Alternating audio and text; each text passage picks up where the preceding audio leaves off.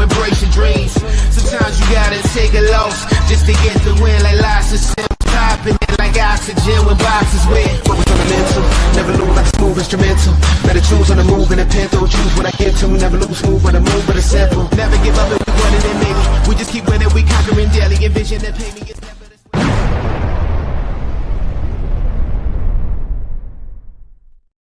In a stolen base. No, a double. I'm sorry. Second and third now for the Sox. 1 out. Top of the 7th. Yes, I'm sorry. I'm talking baseball to start us off. The game's on over here. It's postseason, baby. But this is Divots and Golf Pivots. season's over. We are a golf show. We do pivot a lot, but so I had to start with that because it just happened as the song ended. I'm Andrew LeDuc, aka Mr. Mallard. With me, as always, is Bud Copeland, and we are brought to you, as always, by Acorn Hills. Get on over to acornhillsco.com. Use TBFY15 to get your 15% discount on your purchase over there. So get on over there. They're always coming out with new stuff a few times a year, new drops, and always, like we say, they're supporting the environment. They're a good crew of people doing the right things for the right reason. So get on over to acornhills.com.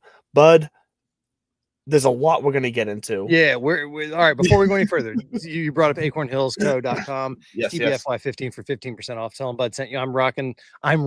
What am I, 12? What am I, a 12-year-old girl in the 80s? 80s? Maybe 80s. Well, yeah. I had 2 big sisters in the 80s, so that's why I guess that language is around.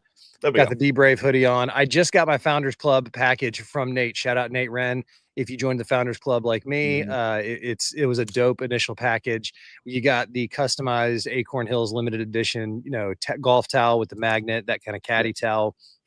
There's a yardage book, scorecard, leather. Sweet. I think it says it's like coconut leather or some shit. I don't know what the hell they're doing. But and then t-shirt, the note from him. So the Founders Club, if you're not familiar with it, it's a new drop. It's a new subscription service. It's kind of like if your significant other has FabFitFun, or if you see FabFitFun every 3 months on your credit card statement, it's like kind of like that for dudes. I mean, it's not, these services have been around before, but none like this, where you're going to get the quality of stuff with the frequency and have the positive impact on the environment. All right. How do you get the positivity out of the way? Because where do you want to start, sir? Well, that's good positivity right there, because the Red Sox just hit a 2-run single and now have the lead 2-1 over the Yankees in the top of the 7th. Let's go. First, 1 out. So we got that positivity rolling. You brought it with us with the Acorn Hills positivity. So real quick on that, Coop, the intern is 5, so this is her first real postseason that she can kind of remember. And my wife comes around the corner and says, "Now there's a very important cheer that we're gonna have to teach you." And I was like, "Oh yeah," I was like, "She knows it," because we were on Friday or on Saturday for my dogs. We were saying, "Let's go Georgia," and I was like, "So let's go Red Sox." And my wife goes, "That's not the one that I'm talking about." I was like, "Wait," I was like, "We're not teaching her that yet." I was like, "Listen, I know that she's still early, but there you go. A lot of positivity here throughout New England. Hopefully some of that positivity will carry on through until the TGL this fall, when Keegan and Rory will be reunited as one in the Boston Common Frogs. I honestly have been thinking about this. I've texted you several times where I stand, and I've ebbed and flowed, and there's more to it than just this golf. I think what we're going to talk about today, I'm gonna be all over the place. By the way, there's a live fire next to me. If you just heard that pop, I'm sitting outside. That sounded nice. Yeah, the fire pit's right next to me, so you might see the smoke blowing through. That's why my eyes are bloodshot. And so I've been thinking a lot about this, and I think that this was it was one of the great Ryder Cups. And when I've said that out loud to other people, they've given me these weird looks. And so I'm curious. We don't have to go there. Was it great? Was it not great? What makes a great Ryder Cup? But I'm ready when you are, because after this, I'm going to take a little hiatus from the show. You're going to focus on football. We'll be back with a year-end recap as usual, and then we'll line up for a not Kapalua beginning to the year. I mean, I guess that's some PGA Tour. And if you are interested, if there's any good golf going on this weekend, don't sleep on the Korn Ferry Tour finals. Their tour championships going on. These are the guys that are going to get promoted to the PGA Tour, et cetera, et cetera. But as I've been saying for the last few years, the real star of this weekend is going to be the Pete Dye course at French Lick. It is in phenomenal condition. And I'll say, let's just start right there. I think that the Pete Dye course at French Lick is going to be set up more difficult than the Ryder Cup course was set up. What say you, Andrew? Interesting. Well, I don't know much about the Pete Dye course at French Lick, but I will say the Ryder Cup was. I wish the rough was more penalizing, like Bethpage usually is. That's where. Look, we still saw like a decent amount of pars instead of birdies, but we saw a lot of birdies. Like, and I forget who it was that said if this was a normal PGA Tour week, the winner would be like 30 under whatever. Like, that's too much. It wouldn't have been that. Let's be honest. I don't think it would have been one of those weeks, but it would have been probably better than the 5, 6, 7, 8 under that we're used to seeing the winner be at Bethpage. So I do wish for how pristine the course looked, especially given like the borderline drought we've been in up here in the Northeast and New York, just right below there. The course looked great. I wish the rough was more, because selfishly, the Europeans were in the rough all fucking weekend. But they were able to bail each other out, and I guess we can start there, because I think that was the key. I want to know what we can do to be better at foursomes, because the Europeans just excelled at bailing each other out. They just each stepped up when someone made a mistake. They were able to solve each other's problems, and I don't know how to get better at that. How do you teach that? How do you just do that? I feel like it just takes years.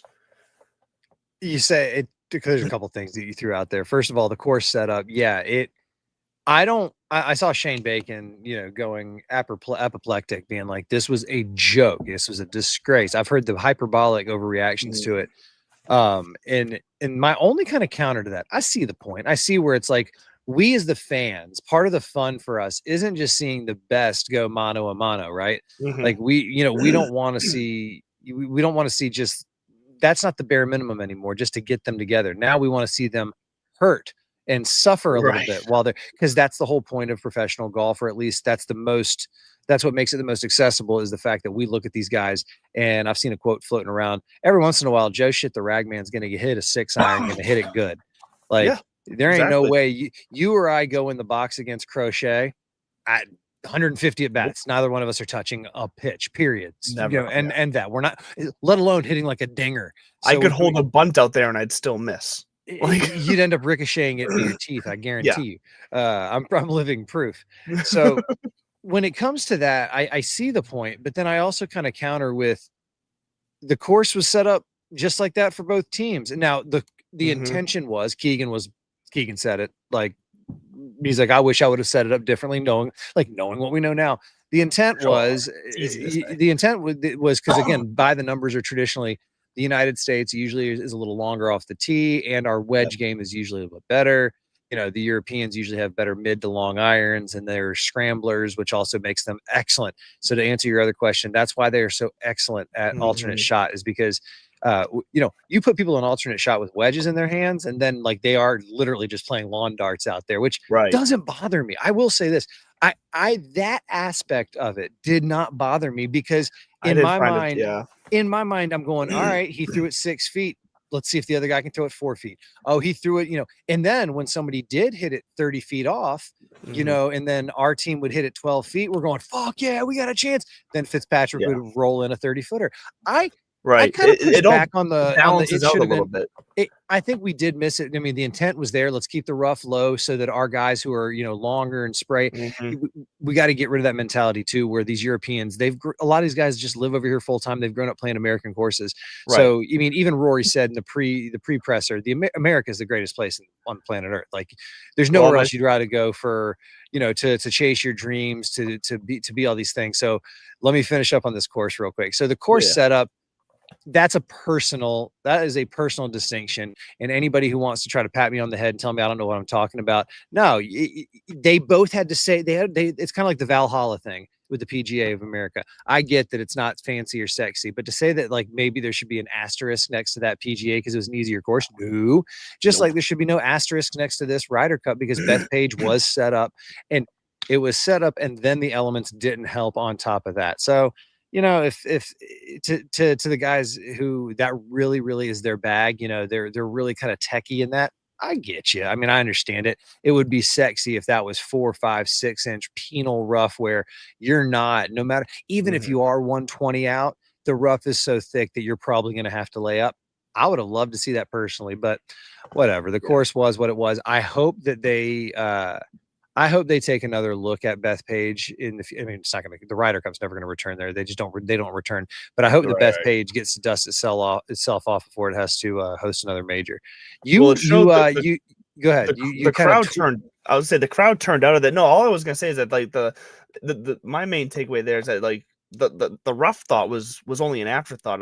Like you said, not once watching it during the weekend was I thinking, gosh, we're losing because like, oh, he should be penalized more because he's in the rough. Like, I never once had that feeling or thought while watching. It was much more of an afterthought as I was, analyzing. No, but it's pertinent nonetheless because this is the beauty of divots and pivots where Andrew fell ass backwards into you're like the everyman. Exactly. Mm-hmm. It wasn't immediately apparent to you, but then in the end, looking back, you're like, huh? And it was intentional from the US side. Let's keep this rough short so our guys can, it'll be, the problem is, I mean, everybody's hitting it 310, 320. So yeah, it did turn into a pitch and putt. I get it that you don't want that out of a Ryder Cup, but I do think that the Ryder Cup is more about the competition between the humans than it is the course. So to that end, I would maybe say, no, kudos to the PGA of America, and Keegan did it for strategy reasons, but kudos to them for setting it up and giving us a show, a birdie fest.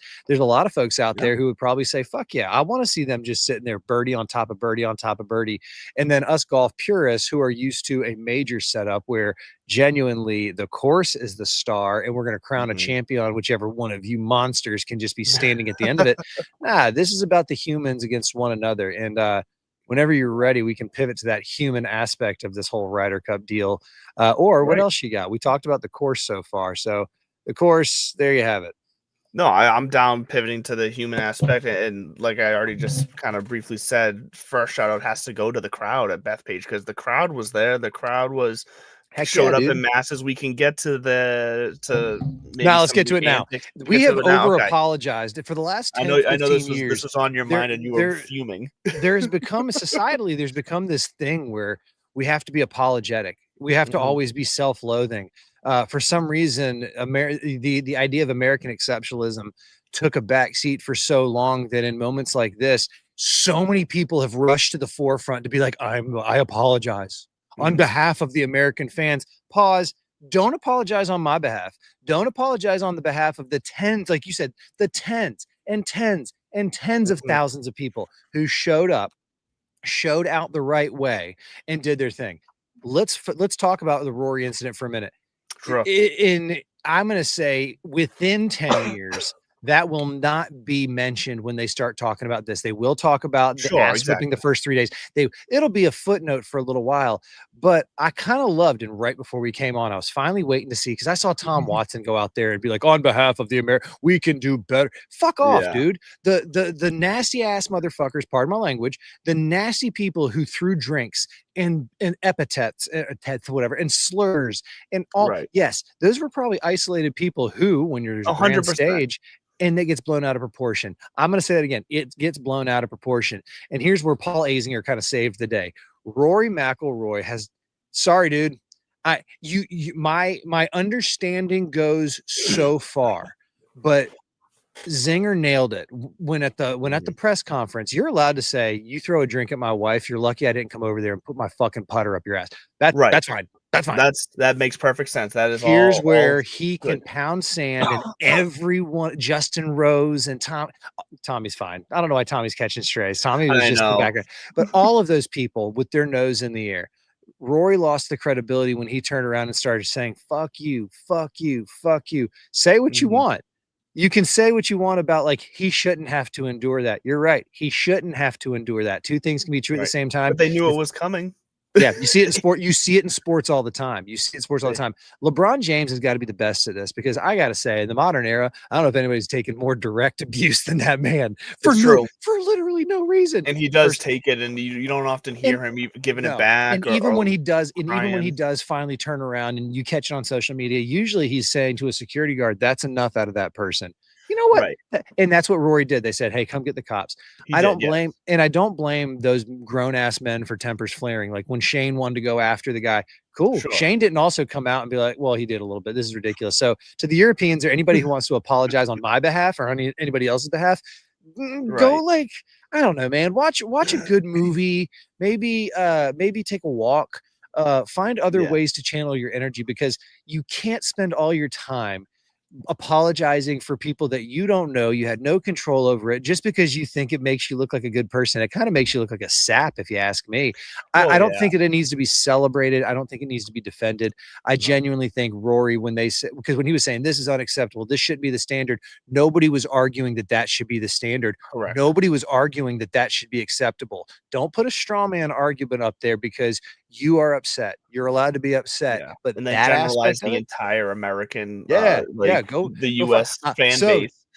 the PGA, the CEO or the president of the PGA of America out there Mhm. today was going, yeah, no, I didn't really hear any of it myself, which he's probably telling the truth. He was probably busy and not out Yeah. there with the fans. So that's Exactly. true. Even, you heard about it through the TV like everybody else. That's fine. But he's Right. like, oh, I didn't hear any of that myself.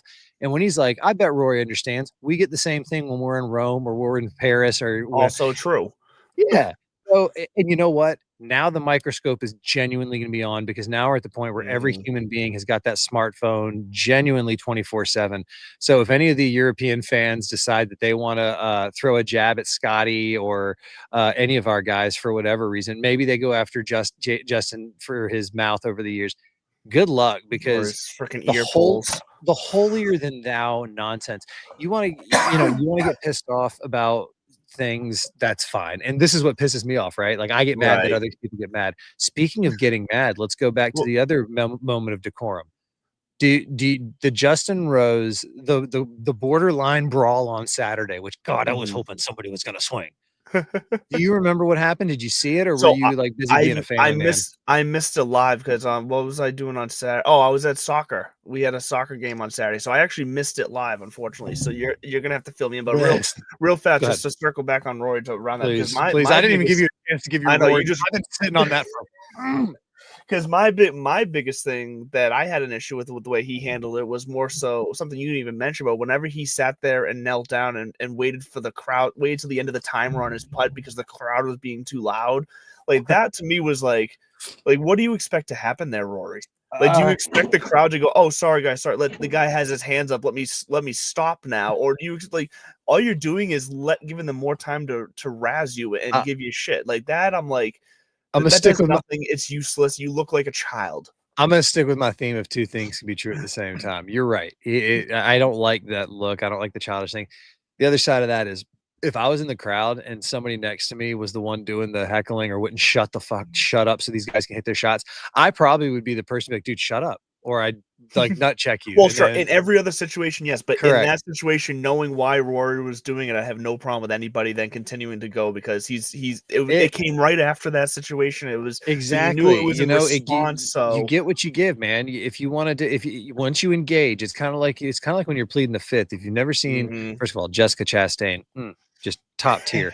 One of her best performances was in a movie called Miss Sloane. She plays a lobbyist, Okay, and once she gets in front of the judge or whatever, her lawyer beforehand is like, as long as you keep pleading the fifth, they can't really do anything to you. Like the right, senators are going to keep asking you questions. You just plead the fifth.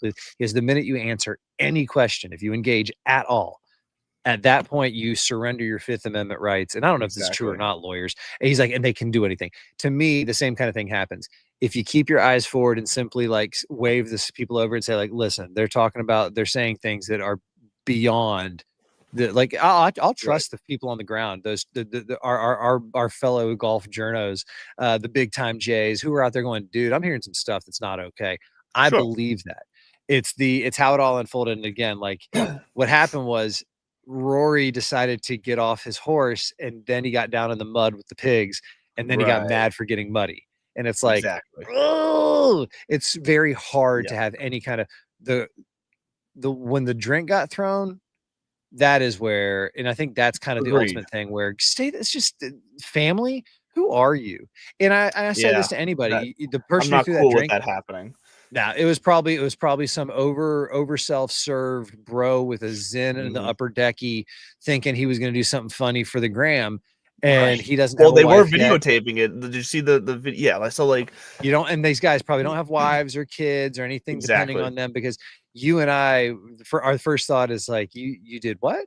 I mean, we have Like, daughters, we have wives. My first thought is I would have been all right if Rory went over and slapped him across the face. 100%. If Will Smithed him, you know, I would have been like, 100%. you know what, you deserve that, buddy. Like, let's move on.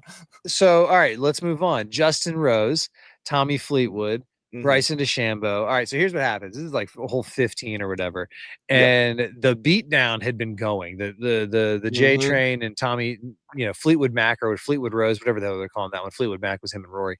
Right. They were just beating that ass. We were starting to show a little bit of signs of life, a little bit of fight. Now, here's what happened. Apparently, Bryson and Justin Rose both had putts. From what Smiley Kaufman, he was right there. Smiley Kaufman was like, listen, I play golf. I could clearly see that, you know, and he goes, I think it was not obvious. He goes, but Justin was away. He goes, but if you're Bryson and you're in the moment, it was close enough that I could see. He goes, so whoever hit their shot, he goes, right at that same moment, Bryson and Justin Rose both start going into their routine. So that triggers Bryson's caddy to start going into his routine. And in doing so, he started just kind of drifting into Rose's line. And this is where Rose did do the moment of like, could I have been a little politer in the moment? Probably, which I'm not gonna lie, that's probably all you would get out of me in the moment too. Right. But apparently he said like, I'm away, right? Like I'm still away. Would you move? Like back off? Like, and apparently the way he said it was kind of like, okay. And even Smiley said it was a little chippy, a little much, but there wasn't too much pushback. Emotions are high. I get it. Right. So he makes that putt and, you know, and he's doing that. And so then while Bryson is lining up his and everything, or somebody else is putting, you see Bryson's caddy kind of like walking over, just saying like, because you can tell the body language, like, hey, I want to clear the air real quick, what that was all about. Right. What Smiley said, it looked like it was a quick exchange of like, there wasn't like a my bad, man. It was like, I thought we were away. Like that kind of like, I know you just barked at me, but I wanted you to know, like, I wasn't trying to be a dick. I thought we were away. And apparently Rose just kind of went, you know, gave him a little like, okay, you know, like whatever. Yeah. But then Bryson makes his putt and the adrenaline kicks in. And he just, I mean, and I don't blame him. Like he just starts, you're like, you don't talk to my guy. Like, and this is where we're all like, yes, this is what we kind of want to see. My favorite part is where Tommy Fleetwood's kind of laughing like, Bryson, are you serious right now? And Bryson looks at him, and that's when I was like, please hit Tommy Fleetwood. I don't wish violence upon any man. But especially in that not Tommy Fleetwood. Like, especially not like that poor guy. And that's kind of why Tommy's like laughing, like, is this really happening right now? Right. But I'll say this for everybody out there being like, that was gross. No, was it? First of all, you don't play sports. Like that was sports right there. Yeah, that happens in every sport. That's part of the game. That happens in chess. Like people, like shit happens. Ted Scott, the tall, thin Christian man, was sitting there and he was getting in the face of Eduardo or Francesco Molinari. Right. And then they posted on social media and he's like, we're boys. Like that was us on the. You talk about like, you know, basketball players, football players, they'll throw down in the heat of battle. Hockey players are notorious for it. So to me, I thought that was kind of cool to see the tempers. That's how much it means. That's how frustrated the Americans were. I do think that when you're that calm and that like, bro, what's the big deal? It is easy to say that with that kind of lead. And if I had that kind of lead, that's what you do. You do the whole passive aggressive, like what? Hey, we're just playing golf here. So I think you're not trying to give any emotional edge or opening to let them sneak back in like that. 100% makes sense on Rose. And as pompous as I think he was, because I love Justin Rose. It's the British accent. I don't actually think he's pompous. No. Is passive is what I meant to say. Okay. Some of the retelling of it was afterwards about he was gracious to be like, could I have been more polite? Yeah, like that to me was all you need to say is like, yeah, of course I triggered the whole thing.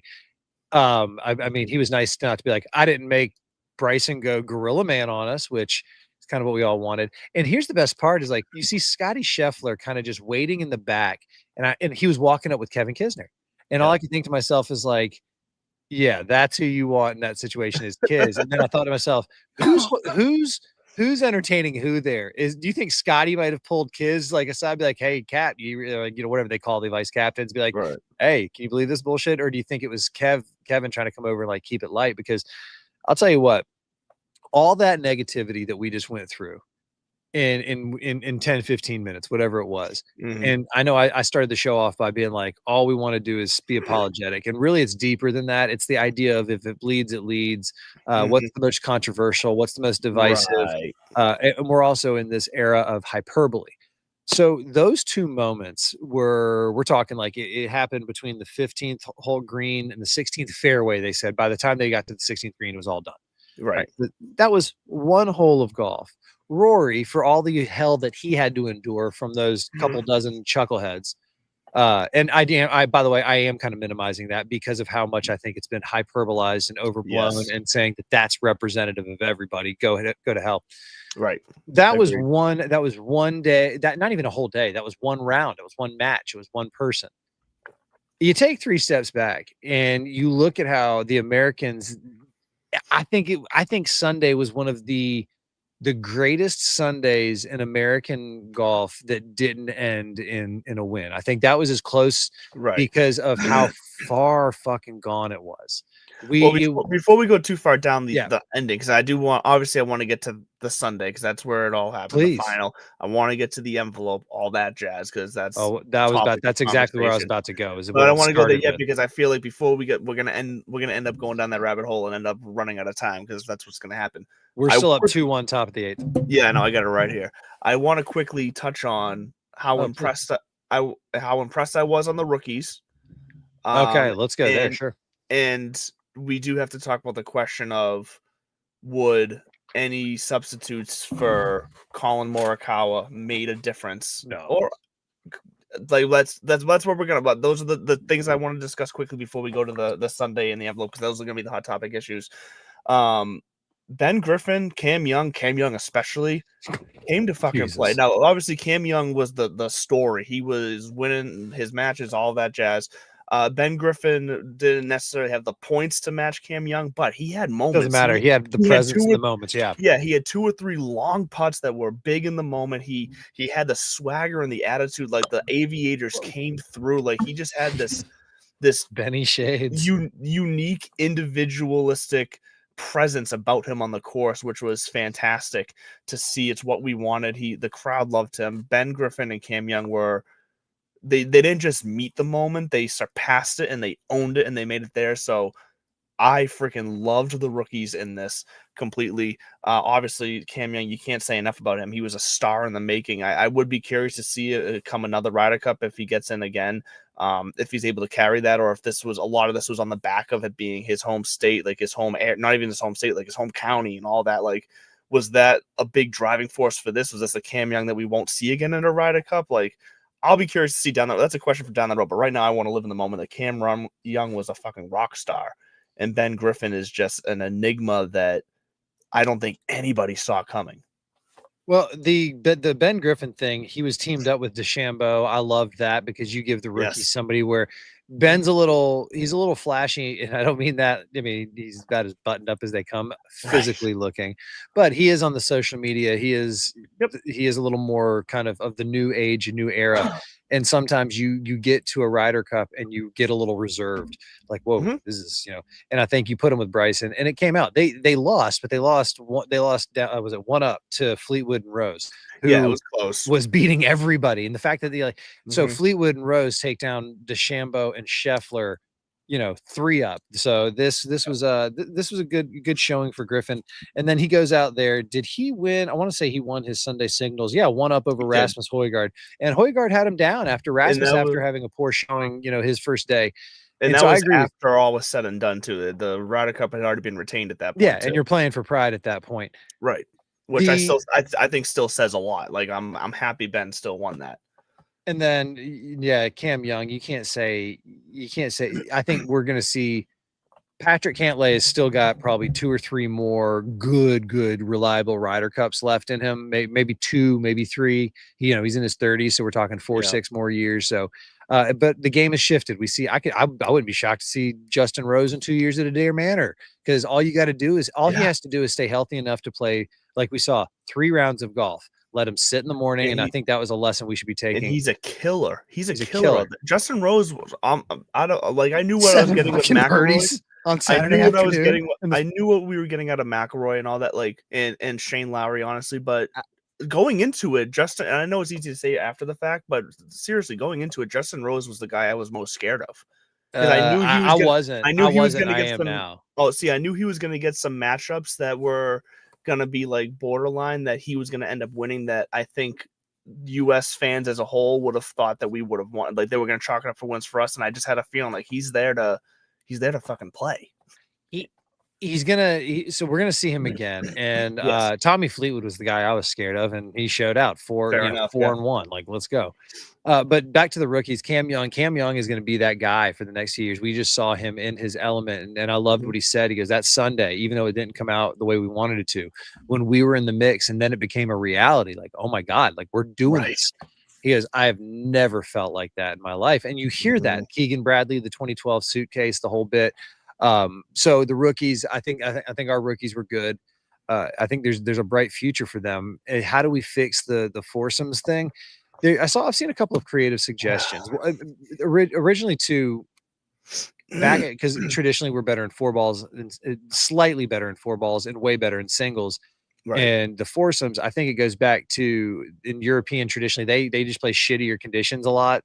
And they even say that they play rain, wind, whatever they can do, because it's just shittier conditions over there a lot. Scramble. And so they always have to scramble. So that's going to be a positive. Something else I saw earlier, which Justin Rose is a perfect example, and maybe it's not an age thing, but it's a style thing. It's kind of like when they said Tiger Woods, how can you sit Tiger Woods, or Scotty Scheffler, how can you sit world number one? Well, maybe foursomes. Maybe foursomes isn't their thing. Maybe it's like, you know what, you are world number one. And four ball, you can go out there with the mentality of, I'm just gonna go make as many birdies as I can. Period. Right. You can almost ignore your partner. You can ignore your partner and just say, yeah, I'm gonna go get 15 birdies. Watch me. You can do that. And then singles is again. So it's on. That's why they say if we can be within 3 or 4 or 5. Now it's like the reality is gonna be if we're within 5 going into Sunday, Americans are gonna be like, we got a shot at this. That comeback. Yeah, sorry, go ahead. That's why earlier when I said this is going to go down, in my opinion, or it should go down as one of the greatest Ryder Cups, because the 15-13 really should be 14.5, 13.5. We'll get into that later. Should have been a 14-14 tie. Which either way, in all those scenarios, we still lost. I get it. Doesn't but change anything. But when because people are out there, the hardos will be like, "There's no, who gives a shit? We lost." You mean to tell me you would have rather lost like 19-9? Which is one of the possibilities that we were going into Sunday, and it's like early on we're down in 5 of these 7 matches. This could go real ugly, and then it's embarrassing. I'm glad you brought that up, because I at one point on Saturday was texting you, and I was in my rage. Everybody's in their feels. And I was saying how, no, I want them to get their asses kicked now. I want them to get blown out because I want them to learn a lesson. But I will say I came around on that because the excitement that I felt with that Sunday comeback, I realized, screw that, because you know what? We lost, and it sucks that we lost. But that was a version of golf that we don't get at all throughout the season. And that was just so exciting and fun and thrilling that I was standing, I was pacing, I was all of that. It was like I was watching the Super Bowl. It's like I was watching playoff hockey. It was you don't get that in golf, and we got that, and you sure as shit weren't expecting it in the morning. Nobody was expecting that. No, I wasn't. Everybody thought this was gonna be racked up. It happened at the perfect time because the Patriots game had just finished. They just blew out the Panthers, so we were all high on that. And then all of a sudden, we flip it over to the Ryder Cup, and shit, we're right in this. And dreams are starting to, be a potential reality. And so it's like we was riding this one high all afternoon. That I was like, it was almost like the perfect Sunday of sports. I gotta say, the best analogy, and let's. I mean, how apropos. We're in New England. And Keegan, they said, what's your message? What was your message to your guys? He said, all I told him about was 28-3. I was at that Super Bowl. Right. Exactly. And then in the middle of the day, my wife, because all she heard me was bitching. So it was the middle of the afternoon. We were about to go to a friend's birthday party. It was like 3:30, 4 o'clock. And she goes, so is it over? And I was like, not really. I was like, and she goes, well, how not over is it? And I go, speaking of the 28-3 Super Bowl, I go, at this point, and I can't remember exactly when it was, but this is when I started involving her. I go, at this point, we just got the ball back, but we still need two touchdowns and the 2-point conversions. Right. And she's like, but you felt the momentum switch already. Right. I was like, we're beyond the strip sack. We're marching down the field. It's like, what's going on here?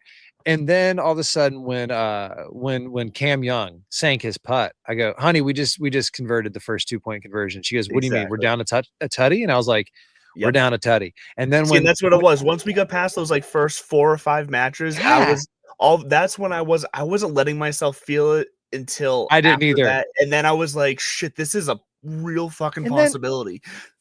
And then when who was down? Oh, and then when Bryson clawed his way back on Fitzpatrick, that was 5 down, and he claws his way back. That Bryson one's going to go down as one of the best ties in Ryder Cup history. 100%. That was amazing. Even if, like you said, even if that was really a loss for us because we needed all the wins, right? We couldn't even give up half such a noble. That was one of the. So this Ryder Cup had so many of those highlights, and when JT makes that putt, I'm like, we're there, dude. Like I'm like thinking about it. I'm like, this could genuinely turn into one of the greatest comebacks. And when it didn't, it hurt. It sucks. But when people say and when people so you think about that Sunday and how wonderful that was, does it make up for how shitty Friday and Saturday was? Yeah, a little bit. Because let me ask you this: what if Shane Lowry misses that putt? And then, which was a possibility. We saw them miss a lot of short putts, especially on Sunday when the fatigue set in, and you could just see it wearing on them, and our guys were just chipping away. That's the American game. We have to expect to win. We have to split the foursomes, and we have to win at least one of the 4 balls. Right. So like we have to, we just can't lose all 4 fucking sessions. Exactly. If we can go 3-1 in those sessions and at least not get blown out or zeroed out or skunked. Yeah. We're such strong talent-wise. When people say what's wrong with Team USA, I don't know. Also, it wasn't Keegan's fault. The captain not Keegan's fault. I know we tried to lay on the sword and talk about, like you said, how he would have changed the setup and what this thing would have done differently. It's his job to do that. But I do not at any point look at this as Keegan's fault. No, one of the biggest mistakes he made though was sending out whatever that duo was that we were all like, what the fuck? Was it Morikawa English 2 days in a row? 2 days in a row. Everybody's got English. And then the data comes out. Yeah. Scheduled loss. He knew it. He lined them up with matchups that he knew they were going to lose. And at that point, like, I know he couldn't do anything about English. Like, I know he couldn't do anything about Harris because Harris earned his way in there on points and top 6, whatever. Yeah, that was the only questionable. But if that's your plan for Colin, why have him on the team? Like, why not take a shot on a Brooks? Why not take a shot on a Spieth? Why not take a shot on a Reed further down? Because we saw what happened when we went with like Vibes and the boys last time. And I know, so I get the argument both ways, but I think it's worth at least the quick second guess and conversation of would it have made a difference? I ultimately don't think it would have made a difference because I think the Europeans just played that well. Look, yeah. I don't think it would have made a difference. But it goes back to like the whole thing where you pointed out those stats. If this was a PGA Tour event, we would have been like 22 under on one day. They would have been 36 under. They just played lights out, and we played amazing. And we did enough to give ourselves a shot to win, but not enough to where we were truly in control. We had to still rely on them to miss a couple things here and there, and they're only going to miss so much. We missed so much in the first few days. Oh fuck! What you just said something and then I went off. What were you finishing up on? Would have made a difference. Thank you. Something that would not have made a difference at all, and that's why I teased it earlier. Was let's finally get into this envelope rule. Yes. This all right, for the conversation for the uninitiated. This, if you didn't watch or you didn't really kind of pay attention to this or you didn't know what happened in the Ryder Cup, there's this rule. Section 3 whatever the fuck it is, it's in the captain's agreement, and it says essentially at the beginning of the week or at some point they put a name in an envelope, and both captains put a name in an envelope and they seal it, and the whole point is if throughout the Ryder Cup somebody gets hurt, because you think about it, if you're injured you don't have to play the first 2 days, everybody has to play on Sunday, so if somebody is injured in those first 2 days and they can't go on Sunday, it's a gentleman's agreement to say, all right, cool. If you have a hurt soldier, we'll sacrifice one of ours. We'll split the point. Right. Now, people are out there going like, this is bullshit. It's stupid. It's not. This is one of those nuanced kind of gentleman's agreement rule, because you still have 11 other soldiers going out there who have got to do their job and they got to win. And you're not always going to be digging out of a 7-point hole, et cetera, et cetera, et cetera. And it only mattered because they were up by so much, because it only mattered because they were only 3.5 points, or 2.5 points away in the first place. And so even if by the way, if a second person gets hurt, it's not, they don't just chip away at that. At that point, you have to just forfeit your match. We can't do this all day. There's only one envelope, one name. I don't want to change the envelope rule. I think it's a great rule. I think it's I think it's a great admission of this is more than just, win at all costs. It's not, Mhm. the fact that they do ties in the first place, some people think are awful. They're like the Ryder Cup. They should just go and play overtime. I'm like, these guys are so damn good. They would literally die on the golf course. But Right. I think that envelope rule and the outrage over it right now is only because we lost. I think if we make Exactly. that comeback, nobody's talking about it. They're actually going to be talking about how cool it was that we were able to overcome it. Yeah. So stop picking these things and every time something happens, do we need to change this? Do we need to change that? No, the only thing that is going to change next time around are the teams and probably the captain. So let's go there. What about the cries out there for, does Keegan deserve a second chance? So yeah, real fast on the envelope rule. I do agree Oh with yeah. you. What is your take? Yeah, I do agree with you on the envelope rule because I think everyone's argument is that we would have won, and one mathematically it would we listed the three different scenarios where it still wouldn't have mattered. We still would have lost. I agree. I think it's in the spirit of the game. It's in the history of the game. Like that's that gentleman agreement. It makes sense. And also the last time that it was enacted was how many wasn't it like It was 2003 or 1993 or something? Was it? It was a while ago, right? It Or was in was the it early 2000? 90s. It was in the early Early 90s. 90s. Lanny Watkins sat out. Yeah, so like it just happens to happen to have happened this year. And yeah, the only reason why people care about it is because we lost and because Europe was so close in the end to the 14 points that they needed that it just made it that much closer for them by that half point. If it was a tie, a tie match going into Sunday in that half point, like no one would have gave a shit about it because that half point, would have been very much surmountable to get to what we needed to win. So this is definitely just like 2020 vision. People looking back and looking for an excuse to be mad at something that they 2020 vision. can bitch about wanting to change, and that's all it is. That's just today's culture. It's whatever. But the envelope rule should stay the way it Hindsight's is. 2020. Is that what you're going for? That's what I was going for. Yeah, but I couldn't get the hindsight part. I couldn't remember the hindsight word, so I just went with 2020 vision. All right. But thank you for reading my mind there. What were you about to jump to though? You mentioned now that I got my envelope. Captain thoughts in. Keegs. Does Captain do we go back to back with Keegs and give him another shot? So I think so. I think he's deserved it. I think the way he led this team, everything he did leading up to it, the way he talked and handled himself out there, I think Keegan deserves another shot. I don't think it was the debacle that was Zach Johnson 2 years ago by any means. Like that was one that 100% we needed Zach Johnson to not do it again. I think Keegan deserves another chance. I think we also saw the benefit of having a back-to-back captain and Luke Donald for the European team. Like Luke Donald, he's got something going there. They pretty much brought back the same exact team as 2 years ago. So I would like to keep some consistency there. I know people are kind of clamoring for a Tiger captaincy at Adair Manor. Too soon. I agree. I want Tiger on U.S. soil. Agree. So that was exactly what I was going to say. I have 100% agree with that. I don't want Tiger over in Ireland. I Two want dicks, him. one brain. Yeah, there we go. That's one way to put it. I right. don't want him yet. I want Keegan to get another shot. And if he wins a road Ryder Cup in 2 years, if Keegan's the captain, they win, then hell, give him another shot after that. Like Tiger's gonna be there forever, able to be a captain. If we have Don't jinx it. Don't jinx it. By the way, if we wake up tomorrow and Tiger is in a car accident or something, I'm blaming you. That's fine. I get that. That's fine. But I'm just saying, I'm not gonna pump the brakes if we can get on a run with one captain for a little bit. I'm not gonna pump the brakes just to get Tiger in there. Like I know Tiger. We know what Tiger's gonna bring. The year that he brings it isn't gonna change. All right. I say yes, bring him back, and here's why. You just nailed it. Give him another chance. We haven't really seen this back-to-back captaincy from the Americans. I was just going down the Ryder Cup wiki hole there, and the Europeans have a history of doing back-to-back. So we had Walter Hagen in the early going. I think he was the Ryder Cup captain for like 5 times in a row in the 5 out of the first 6 or something like that.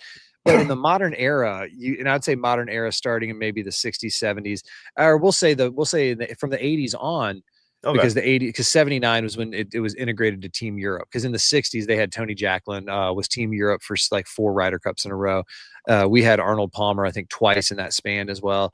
But starting in the modern era, the Europeans have had this. They had Bernard Longer a couple times. I think they've had multiple time captains. And so I think there's something about that continuity, that idea of, all right, I know what to expect. Give me a shot. Let me do things a little bit differently. So I'm kind of with it in that regard. I agree as well. No Tigers too soon. I do think that Phil Mickelson's going to change his tune one day, because I think that there will be listen, I think I did see his comments. I think, I officially am taking my name out of the running. I don't want to I'm gonna enjoy being a fan for them, but no one was asking you, Phil. I'm gonna go ahead and just say it right now that I would like to formally announce that I do not want to be considered for the Ryder Cup captaincy in 2027 at Adair Manor. I know. I just think there's too many other solid, qualified, get over it. I think that he might be a different dude in 10, 12 years. If let's say all of a sudden we go out somewhere out west and it's like his home territory, and all the stars are aligning, and hey, Phil, it's been long enough. Let's get back in. I could see it happening. So never say never. Do I think it should be anytime soon? No. He kind of he would be bad for the vibe. He's not right. He's not the figure that we would need right now. Too many outside things with him is what that. I think Kisner's on that list. Brant Snedeker's on that list. But I say give Captain Keegan another crack at it, and let's see if we can't get a little team camaraderie going together and get those 25 guys back together. PGA of America, give Captain the resources that he needs to go out there, try to make the team on his own. I mean, he was so close and still is, and he just saw what Justin Rose did, and he was out there thinking the whole time, what could have been. The 15-13 final score, or the 14-14 tie. The 15-13 final score is, I think, just as representative of how close that came. It's not that it was close, but it came pretty close to being it. So give Captain Keegan, let him run it back. And when I think we lost this thing? When? I'll be curious. Yeah, when? And I kind of mean this, and I kind of don't. When you say, how can we get better at this, the foursomes piece, the little things. No, guys, we're not going to introduce a new tournament format on the PGA Tour. That's just not going to happen. No, none of that stuff.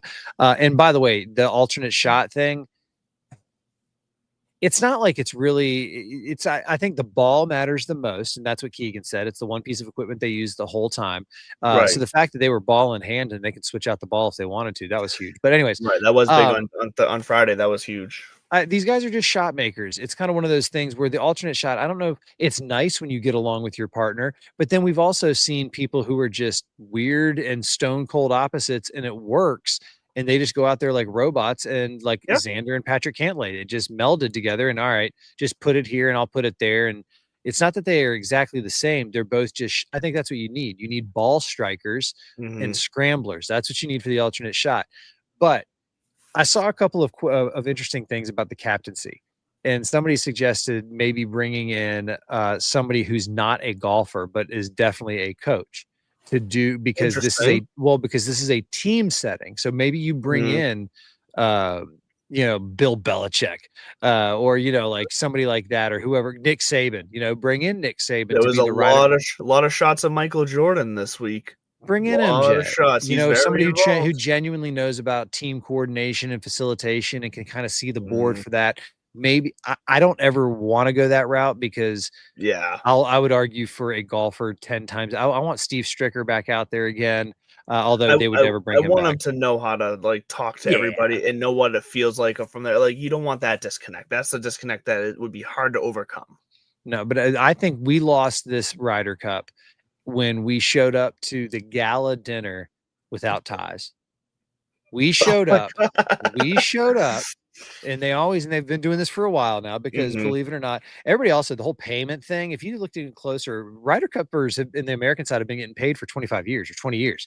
And it's been the same. They get a couple $100,000 to donate to a charity of their choice, and they get a couple $100,000 to do with whatever they want. And almost every player ends up donating it, or putting it into their own, because it's like, here's $300,000 for you to put to another foundation, and then here's $200,000, and almost all of them have their own foundations that they put. It's that kind of deal. So the whole payment issue and those cheap shots that Luke Donald was putting out there, it's like, oh, shut up, dude. They're not going and buying Lamborghinis and shit. I didn't even mind. So they do this gala on Tuesday night of the Ryder Cup week, and the wives and the girlfriends are there. But then for the second or third Ryder Cup in a row, you had Bryson and Victor Hovland and Xander with nobody on their arm, and it was kind of funny. Yep.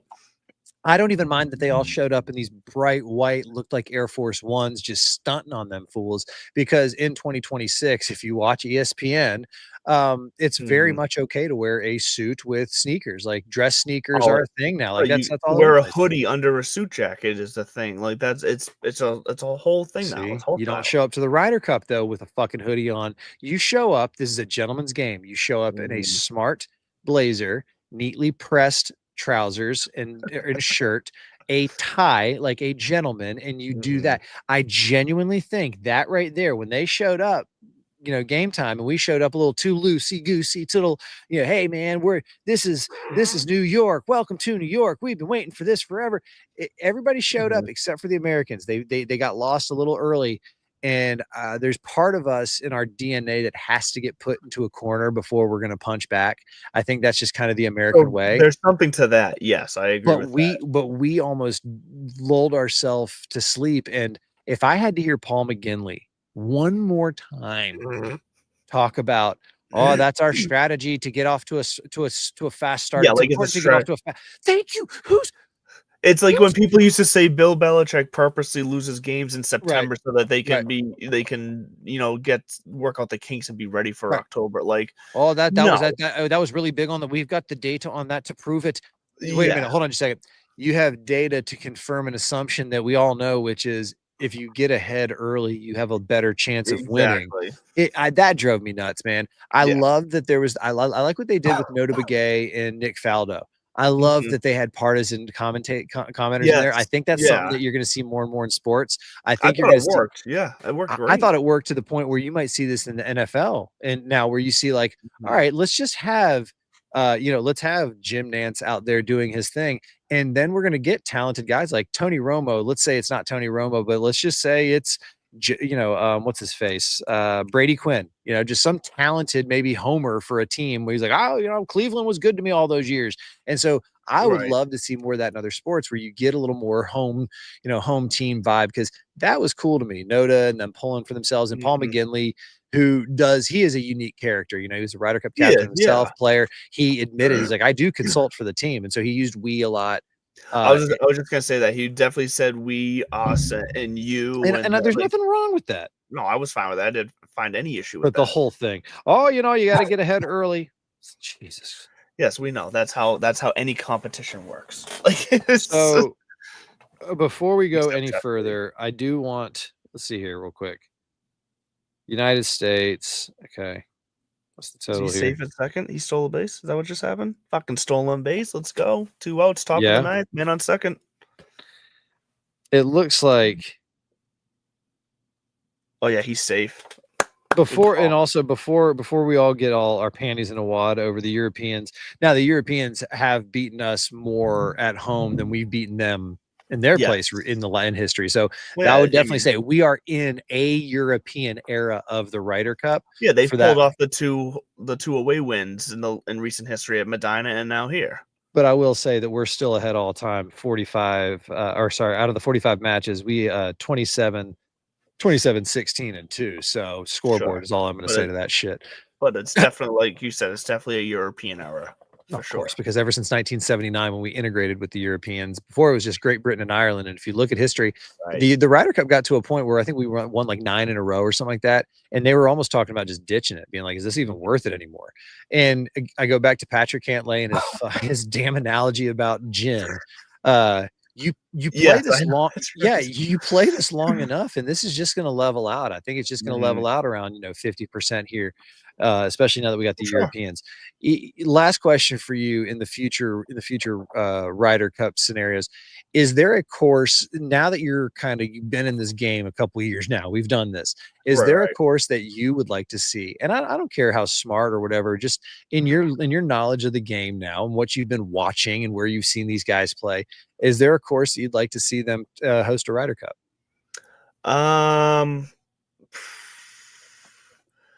I don't know, honestly. There's just too many to choose from. Because I'm torn between wanting it to be really challenging and wanting it to be like what it was this week. Like I'm like torn between that, because like some of the first ones that jump to mind are like Aaron Hills or like these ones that are like, extreme in one direction or the other. So I have no fucking clue, dude. There's too many courses. That's an overwhelming question for someone with my brain. Well, you know what my answer is. I would love to see a Ryder Cup at TPC Sawgrass. Right. I think if the PGA of America and the PGA Tour could ever get together on that one, the Mhm. venue, everything, it would be The drama on 17.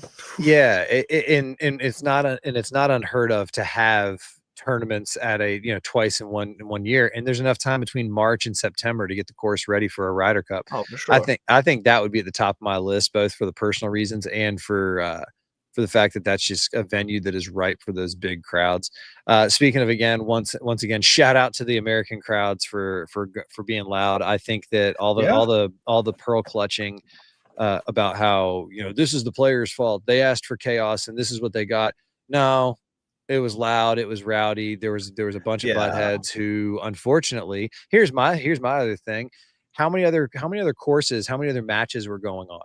Did the production truck have to stay focused on the match where all the drama was? So who's really like, this is kind of where I get kind of pissed off, where we go, oh, we're so horrible. So a lot of the coverage. So this was Saturday though. So Saturday, and I mean, was I'm not one of them. I love the drama, but I'm saying don't then on the tail end of it just say, yeah, that's sports. Again, not excusing it, but to that point, we do tend to point the camera where the stuff that we're chastising and saying isn't good is. Right.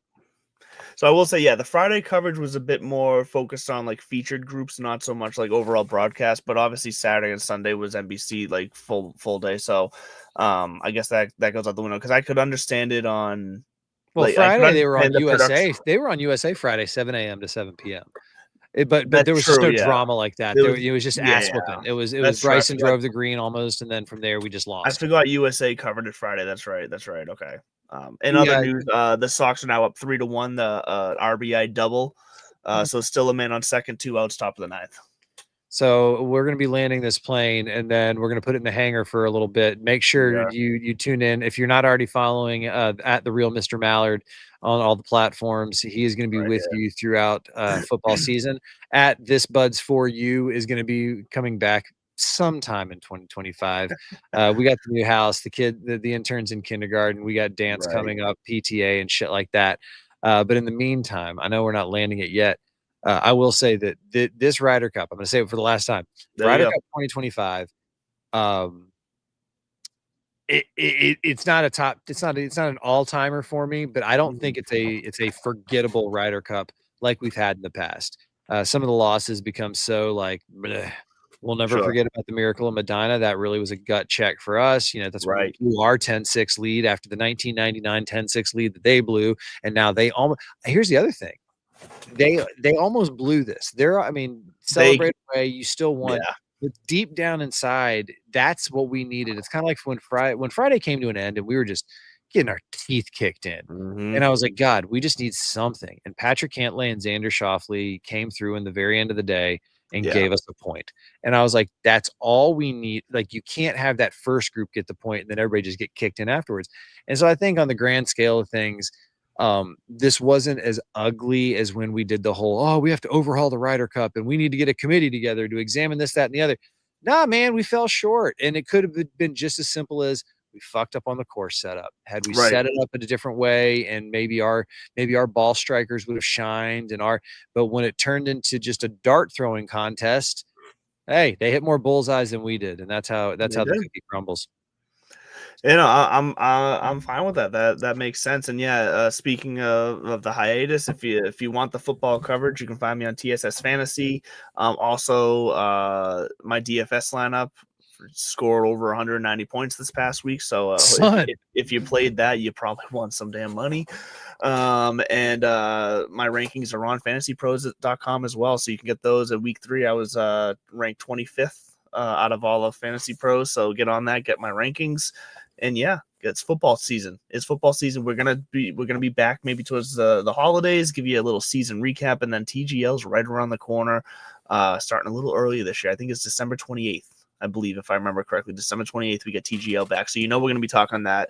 Going to be watching that like crazy. Big fan. So we thank you for joining us for season 4.